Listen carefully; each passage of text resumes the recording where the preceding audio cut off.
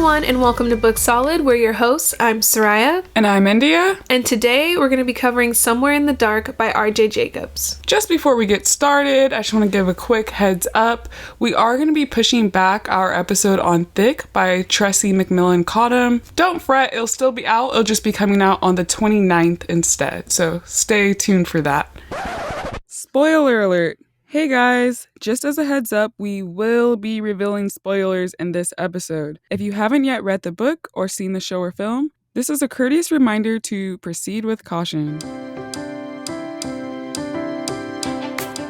So, diving into our bonus on Somewhere in the Dark, what were your initial thoughts? Well, I have to say, this was like a fun, quick read. And something that stuck out to me a lot with this book was this whole setting in Nashville. That was such a treat. I loved it. It was the details, the imagery. I felt like I was there. And I know I always say that, but it was fun. We had like this, the country music and just Southern elements coming in. I was trying to visit. Yeah, no, I agree. And y'all know India and I are the exact same person. So, of course, the first thing I wrote in my notes is I love the way he's written about Nashville. He really puts you there and sets the stage well. And I believe R.J. Jacobs lives in Nashville himself, I think. Okay. So has the experience to write about the city in such a rich way. And I've never been to Nashville, actually. But I just I know, it's a capital for music and it has a very rich culture, and so it definitely made me think, like, should I have gone to Nashville, or do I need to put this on the list of places I want to go? Because I really, really enjoyed the setting of this book a lot.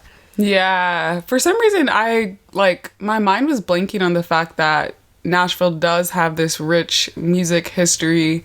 Lately when I think of Nashville, I just think of, I've been dying to try. There's a place in LA. I forget what it's called, but it's like the Nashville hot chicken sandwich. Yeah. My mind is set on it. I must try these sandwiches. But yeah, it was a lot of fun. It added a lot. It wasn't just, standard thriller. I personally haven't read too many stories in Tennessee that off the top of my head, I can think of. Yeah, I just felt like the setting was a character in and of itself. And I feel like we've said that before about other books. But I think it's important for the setting, where you choose to set your book is important. And It does set a tone. And, if you can really immerse the reader there, I feel like it just adds to the experience. So I really enjoyed that. Moving into Jessie, she, first of all, what happened to her was so horrific. I couldn't believe that someone would do that to a child. It was just beyond words for me. I wrote that in my notes. It was just beyond words. I can't even imagine. Yeah, I agree. I feel like she was kind of failed, Mm-hmm. What happened to her, unimaginable, just awful. But after she got out, I wish that she would have had more support. And I felt like R.J. Jacobs really handled, this whole idea of stan culture and, the obsessed fan is very fascinating to me. But I think, with Jessie's character, she's never vilified for this, kind of fixation she has on the James, I believe. Mm-hmm. Yes. Yeah, the James family. Yeah, so she's not vilified. We do know it's wrong, stalking. I feel like his stance on it wasn't pro-stalking, but we're empathetic with her situation. But I feel like, after everything that happened, I know she has Mrs. Parsons or Miss Parsons, but I just wish she had more support, after that situation. Yeah, and the book did give us a hopeful ending of her kind of getting support with the people in her life, with Detective Marion and I think Andre, or was it Malik who she gets coffee with? I think it's Malik. Okay, yeah. But yeah, it just too, and her, I guess, obsession with the James family, it stems from a much deeper and more traumatic place, I think, than traditional stan culture, you were saying, where people get really invested in certain celebrities. I feel like what Jessie went through, there's a reason for that, you know, very clearly. They were the only thing that she had when she spent a full year in pitch black darkness all alone by herself as a, what, I think 10-year-old. Yeah. And so, like, yeah, like that was what kept her sane. I think she even said something about that. Like, if she didn't have them, she would have spiraled into nothingness. And so, yeah, it's just a very interesting, complex relationship. And what her character kind of goes throughout the novel is interesting to me. Like, she's complex. Yeah. And you can see her growth throughout the book. And I was really fascinated by her. Yeah. I guess I kind of want to rephrase what I was saying about her having support. I definitely want to echo what you just said. I think it was definitely done intentionally, right? Mm-hmm. Because like you said, I mean, her dependency on their music and kind of like in her head, she has this idealized or romanticized idea of what their household is like. And we quickly find out it is not as perfect as it seems. Because nothing is. It never is. But, yeah, like I would say, because I always say this for those of you who've heard other episodes, I just want to give her a hug, but I know, with physical contact, that's not her thing. Let's talk about that for a second, because that was something that really bothered me, and it really hammers home the point, like, police are not equipped to handle all situations. That part. And that was something that was clearly exemplified in this book, and it really made me upset. Like, when Marion and Williams first come to her house to question her, at least, like, the Williams was just straight up attacking her. He was treating her as if she couldn't understand what he was saying. He was really aggressive in the way he was talking to her. And Marion kept trying to pull him back and, like, actually talk to Jesse like a person. Like, it just, like, they're just not equipped. And so I feel like all Williams was doing was triggering her anxiety, making her close up, because she wanted to help. She called them, but he wasn't equipped in how to help her properly. And it's just really making me mad because, and again, like, they had their sights set on her and they weren't trying to look for anybody else. But that really bothered me. And then again, several incidents occur where she ends up getting violent when she's touched without her permission. Exactly. Everything she's gone through a lot of trauma. She doesn't like to be touched. And that's perfectly fair and valid. And she even says, like, don't touch me. Or the part where they go to handcuff her, she's like, can I put them on myself? He says no. But then she puts her hands in front of her because she's going to watch him put it on her. Like, if she can't do it herself, that's the next best thing. But then someone comes and touches her on the back. Like, she said, don't touch her. Why do you keep touching her? Like, I don't understand how many times is it going to take for y'all to stop touching her without her permission? It's not that hard. That's a point I didn't really consider until now, but you're absolutely right. Like, and with this whole support thing, like, I just feel like had she had maybe a mental health professional present during these police interactions, it could have just made everything more smoother. They could have gotten their answers. Jesse would have been comfortable, but, their hostility and their complete lack of regard for her, her request, like you said, multiple times she states audibly, please don't touch me, and true enough, things turned violent, unfortunately, but it's like she did state that she was uncomfortable. Like, there's that piece of consent missing. And just in everyday interactions, actually, like, thinking about the workplace, for example, like, you can't just be touching people. No, yeah, like, it angered me because I feel like had Miss Parsons been there for that initial interrogation with Williams and Marion, it would have gone so much more smoothly because she knew exactly how to talk to Jesse. I mean, Marion was really doing his best and he was doing a lot to de-escalate the situation. That's true. Yeah, that's just something I wrote in my notes. Like, police are not equipped for everything that people expect them to take care of, or like the situations they are called in for. Like, that's what leads to, in this case, it led to violence. It led to someone with a broken nose, to Jesse running away because they didn't know how to handle it, because they're not trained for it. Exactly. And that, that's not okay. And it's particularly troubling just because, and as readers, it's clear as day to us, but it's frustrating because it's just like, had they been trained to deal with these types of situations, or had someone who was trained, like, they could have gotten the outcome that they wanted. Yes, exactly. And so, it definitely, I really sympathized with Jessie, and I wanted her to get that support, but it was not there. And let's, I guess, talking about the plot, I guess, moving along, because I'm thinking of something at the beginning of the book. As soon as Robert cornered her at her job and was like, oh, the Jameses really want to meet you, and they think it's going to be a good PR opportunity and you should definitely show up, because at this point she has a restraining order. If you guys haven't read the book, the main character gets violent at one of the concerts of this husband and wife country duo that she's like obsessed with, and she has a restraining order against them, or they have a restraining order against her. And so she was going to cater this event, and she wasn't going to go because she knows she has a restraining order, but their manager, right? Yeah. Former manager, shows up and tells her, yeah, no, it's totally fine. They really want to see you. They want to put this whole thing to bed. It was a huge misunderstanding. They didn't know about your childhood, yada, yada, yada. I was like, this has setup written all over it. And it really makes me angry because he took advantage of Jesse's trauma. He knew she was going to want to believe that they want to forgive her. Right. And he knew how important they were to her. It was willing to throw her under the bus, ruin her life, get her sent back to jail to cover his own mess. Right. I was going to say mistake, but it wasn't a mistake. It was calculated. So his own mess that he created of stealing from them. Oh, you know what? It's giving irredeemable trash. It really is. Yeah. Because you're absolutely right. Like, he took advantage of her, and it was really harrowing, or just...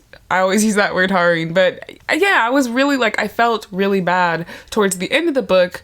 Later on, we learned with this situation with Robert, the former manager, turns out he was stealing from the James duo and selling like exclusive merch on eBay.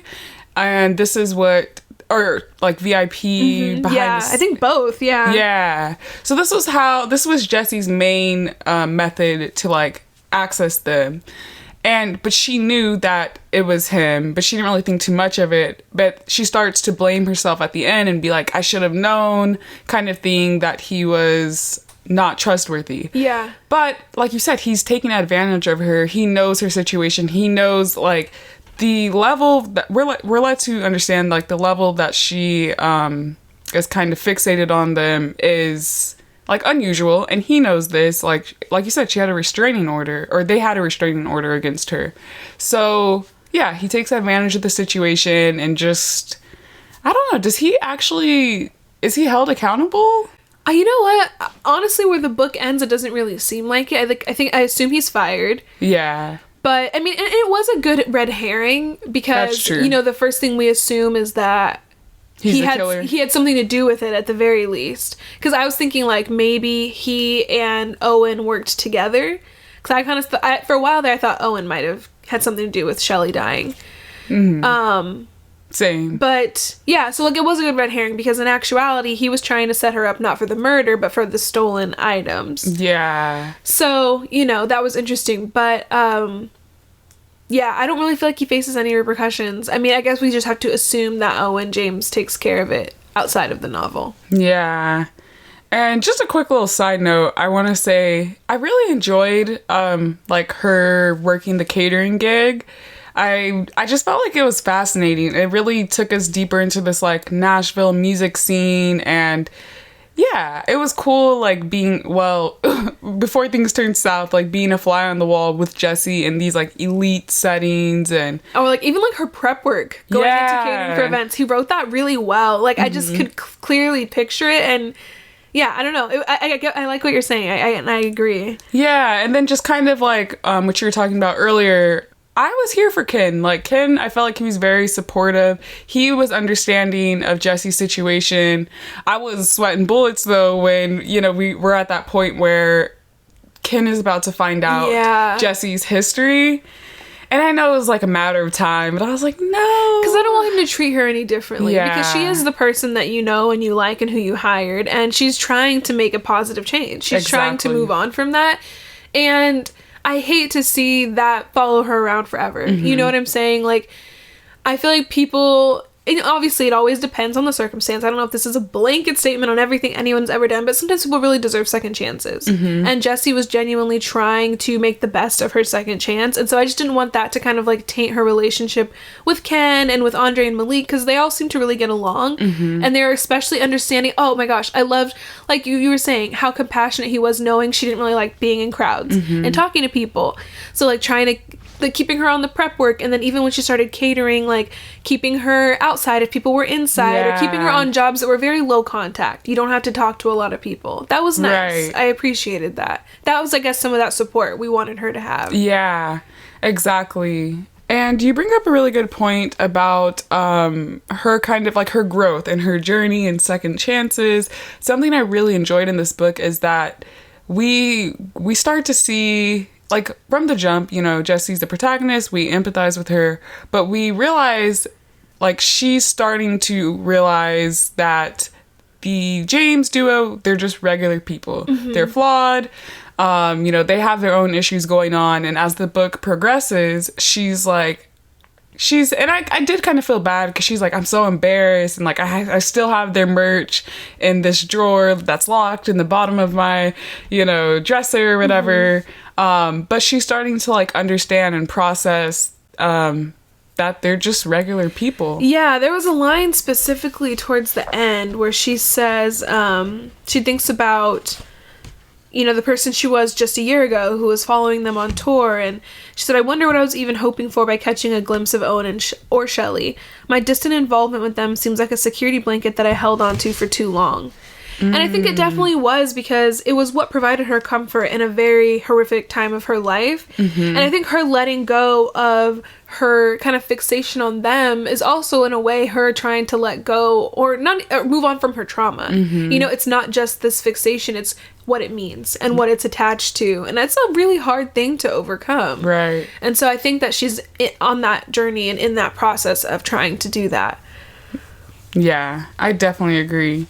Kind of getting into the plot a little bit more, I want to talk, and I know we have the spoiler alert, so I guess I can freely say because we've already spoiled everything else, but Finch being the killer. Yes.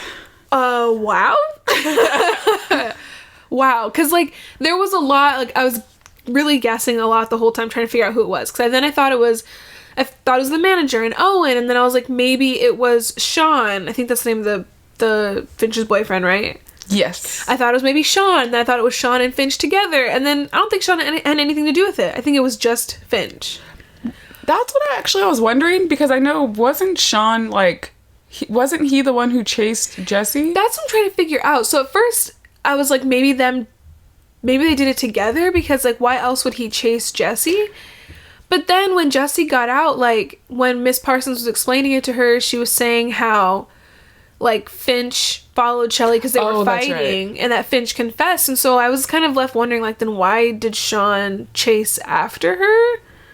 Maybe Sean thought Jessie killed? Yeah. But did he even see her body?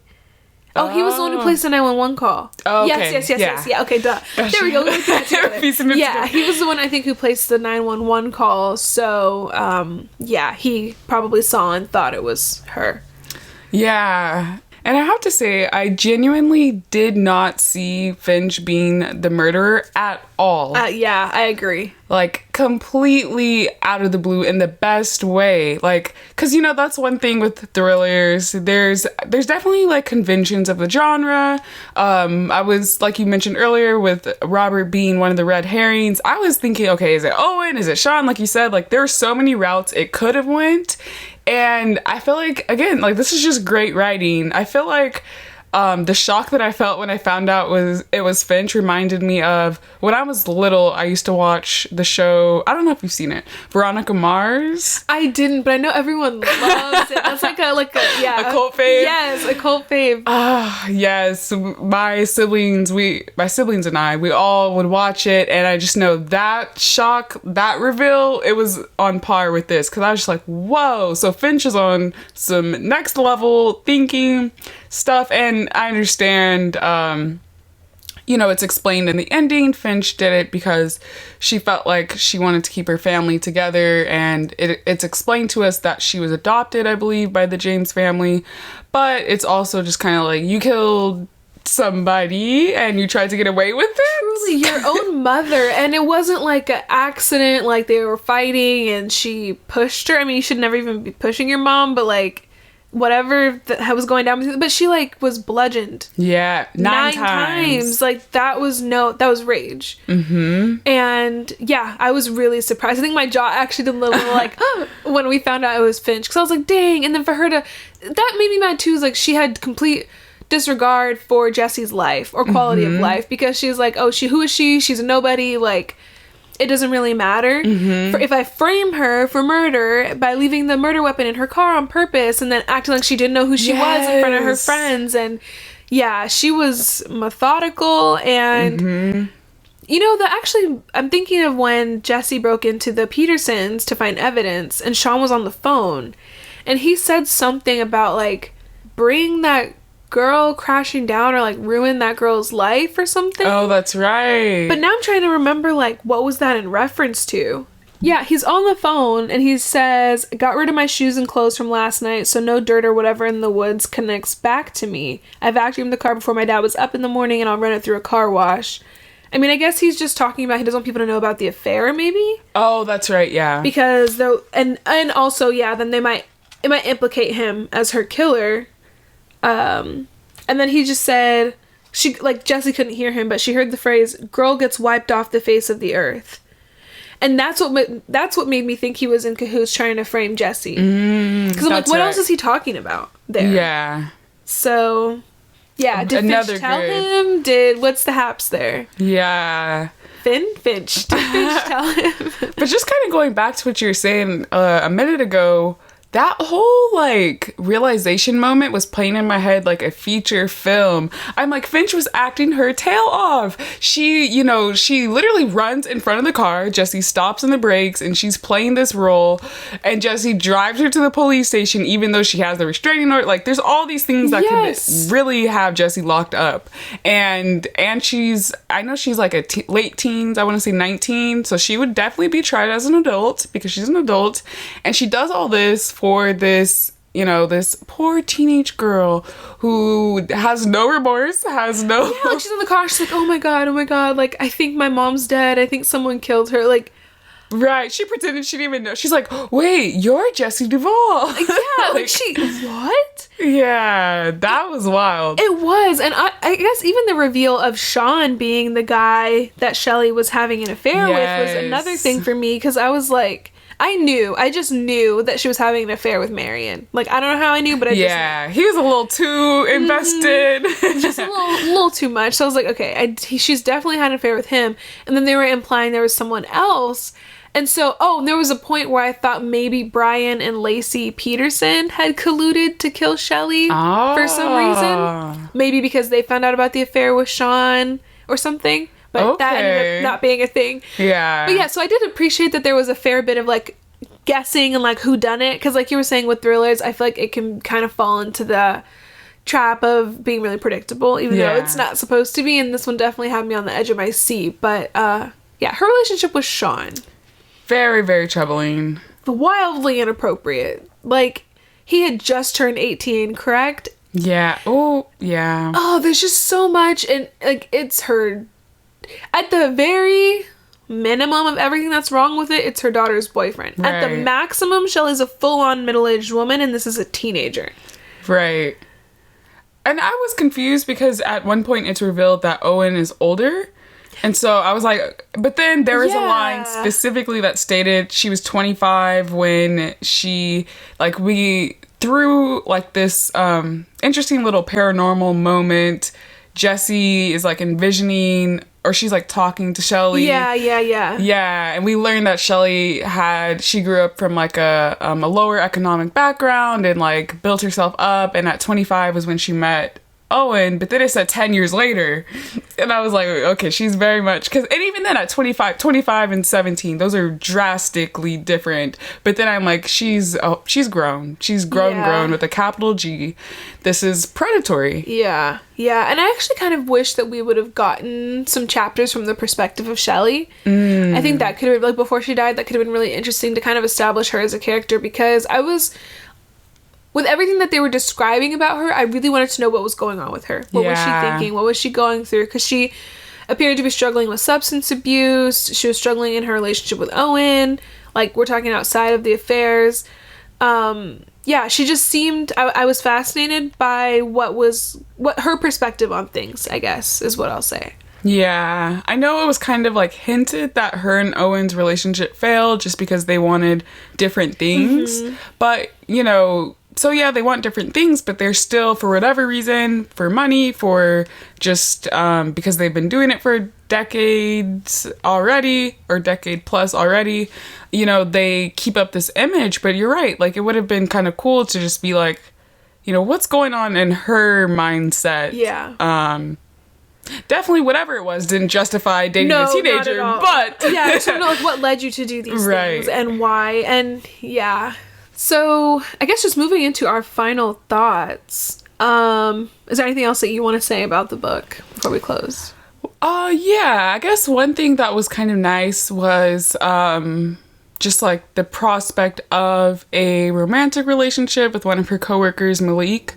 He was another one that seemed to like really respect her boundaries, and I like that we didn't get too much details. It was just like the promise of, you know, something good in Jesse's life, you know? Yeah, just for him being, like you said, patient, understanding, and respectful of her boundaries, and not pushing her to something she wasn't comfortable with. And even outside of a romantic relationship, he just seemed like a genuinely nice person and a genuinely good friend. Right. You know, regardless of if that became a relationship or not. Like, we know that from the ending that it looks like it may go that route. But he just seemed like a genuinely nice person, and I liked that. Yeah, and I believe there's a point where she reaches out to him, I think, to ask about grabbing coffee, and like, I like that he doesn't let her past hang over her, because like, we can intuit that by this point he probably knows, you know, the cat's out the bag, but he also knows, okay, this is my coworker, she's reliable, she's good at her job, we were cool. I like that he didn't just completely, you know, discount her because of everything that had happened. Judge her for her past. Exactly. And I think another thing that really helped the writing of this book is that R.J. Jacobs is a psychologist himself. And I think that that's really reflected in in Jesse's relationship with Miss Parsons, and even in his understanding of Jessie as a character and what she's going through. Like, I think his background obviously gives him the license to be able to write about these things in a way that's authentic and create a really full character. You know, like, not push her into a corner of some kind of stereotype, or that's something that people just maybe that they don't really understand, and they're just writing about it for the sake of writing about it. But I feel like there was definitely the knowledge and the background there. You could see it in Jesse's character. Right. And something you said before we started recording that sticks out to me with that is that if this same story was written by someone who maybe didn't have that professional background, I don't think it would read, or I think there would be more room for, like you said, errors or just inaccurate depictions.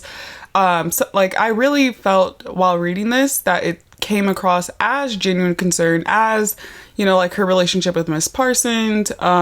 It seemed realistic. It seemed authentic. Yes, in other words. Yeah, and this is totally, doesn't have to do with the content of the book, but I really like the cover, because to me it looks like trees, but it also looks like neurons. Oh! And so, yeah, like, I like that there's kind of that back and forth. I think it might be trees, but to me, like, when you glance at it, it can also be neurons, and I feel like that's just on brand and on theme, and so I appreciate that. You know what? You're right. I can see the neurons, the synapses. Yes, like, that's, I don't know, I liked that. But, I guess the big question for every episode of would you recommend this book?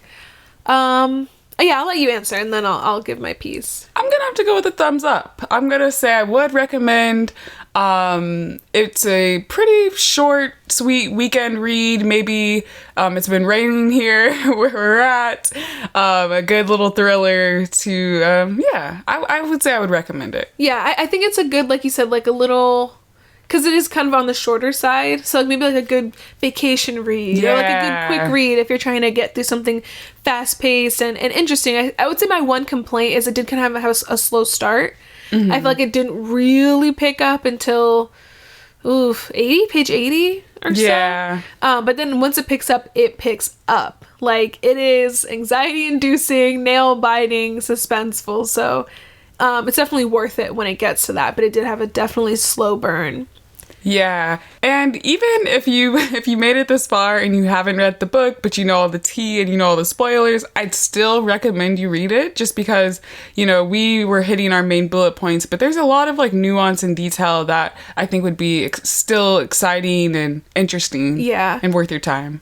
And then also, we actually just want to give a shout out to RJ Jacobs. He reached out to us way back in October and asked if we would be willing to read the book and you know, give our thoughts and feedback. And we liked it and decided that we wanted to do an episode on it. So thanks so much for reaching out and giving us this read. Thank you guys so much for hanging out with us today. If you like what you heard and want to stay in the loop, be sure to follow our Instagram and like our Facebook at Book Solid Podcast. You can also check out our Discord server where you can leave suggestions, engage in discussions, and take a deeper dive into our episodes. We'll have the links to all of our social media accounts in our episode show notes.